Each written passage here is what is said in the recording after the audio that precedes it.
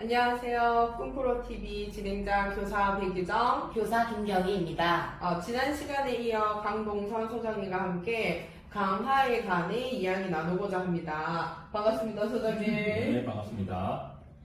지난 회기에 강화제에 대해서 말씀해 주셨잖아요.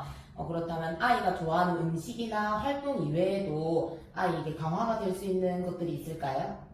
네, 우리가 강화제에 대해서는 아무리 강조해도 지나치지 않다라고 이야기를 했고요.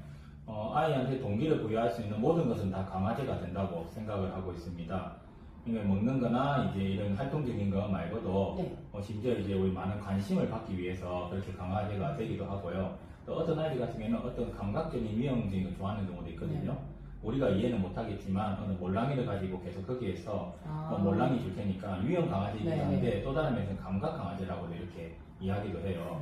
그리고 칭찬하는 게 좋아서 칭찬을 많이 듣고 싶으니까 어떤 행동을 많이 증가하게 된다라고 하는, 결국에는 행동을 증가시킬 수 있는 동기가 되는 것은 모든 건 다 강화제, 강화물이라고 이렇게 할 수 있을 것 같습니다. 네. 그렇다면 아이에게 이런 것을 좋아하는구나, 이런 것을 강화하면 좋겠구나, 이런 것들이 있잖아요. 이런 걸 조금 구체적으로 평가할 수 있는 검사 도구가 있을까요? 일단은 선생님하고 부모님 같은 경우에 어떠한 것을 가장 좋아하는지는 아마 많이 알고 계실 것 같아요. 네. 근데 이걸 목록화시켜 놓으면 좋을 것 같거든요. 그러면 우리가 행동 중재를 할 때나 뭐 언어를 가르칠 때 뭐 재활이겠죠. 네. 그리고 그 외에도 일상생활 훈련 같은 거 우리가 가르칠 때 이 목록을 알고 있으면은 그때 필요한 강화제를 적지적소에 우리가 쓸 수 있다라고 생각을 해요. 네. 그래서 저희가 많이 사용하고 있는 것은 레이지드라고 하는 강화제 선호도 평가를 네. 사용하고 있습니다. 여기에 보면은 먹는 것도 있지만은 아까 제가 말했던 사회적인 강화라고 네. 할 수 있는 부분들도 있고요. 활동적인 거, 그리고 온도부터 해서 사물, 여러 가지 영역별로 이렇게 나눠져 있거든요. 네. 그러면 우리가 그냥 이렇게 말하면 그렇지만은 구체적으로 그 질문에 따라서 목록을 작성해 놓으면은 어떤 강화제를 이렇게 할 수 있고, 또 강화제 중에서는 사용해도 되는 게 있고 사용할 수 없는 것도 있거든요. 네. 그것도 거기에서 아마 변별을 할 수 있을 거라고 생각하고 있습니다. 그럼 소장님, 강화제 선호를 평가를 하더라도 아이의 컨디션이나 시기에 따라서 바뀌어질 수도 있을 것 같아요. 그래서 강화제 선호도 평가는 언제 하는 것이 가장 좋을까? 아니면은 평가하는 시기가 뭐 있다라고 하면 그게 언제일까요? 평소에 이제 모든 행동이 잘 되거나 발달이 원활할 때는 그냥 아이가 요구하고 할 거니까 큰 필요는 없겠죠. 그런데 이제 선생님들 지금 재활 ABA 치료하고 계시잖아요. 그럴 때도 있고, 부모님도 네, 이번 기회에 어떠한 행동이나 어떠한 학습을 한번 시키고 싶다라고 했을 때, 때로는 학교에 갔을 때 아이가 처음 이렇게 학교에 입학하게 됐다라고 했을 때 아이에 대한 정보를 파악할 때 있잖아요.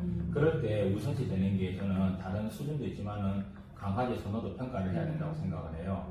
그리고 강화제 선호도 평가는 한 6개월이나 방금 1년마다 이렇게 한번 바꿀 필요가 있습니다. 그 바꾼다는 거는 새로 조사한다는 거죠. 아이가 좋아하는 거는 변하거든요. 그래서 다시 한번 조사를 해서 변할 필요도 있고, 그리고 최근에 행동 문제가 좀 많이 심해졌다, 그런 경우 있잖아요. 그럴 때는 조금 더 강력한 강화가 필요할 수도 있거든요. 그리고 뭔가 발전에 진전이 없다 라고 했을 때 다른 방법을 많이 쓰는 것도 좋지만은 동기가 필요하다 생각해요.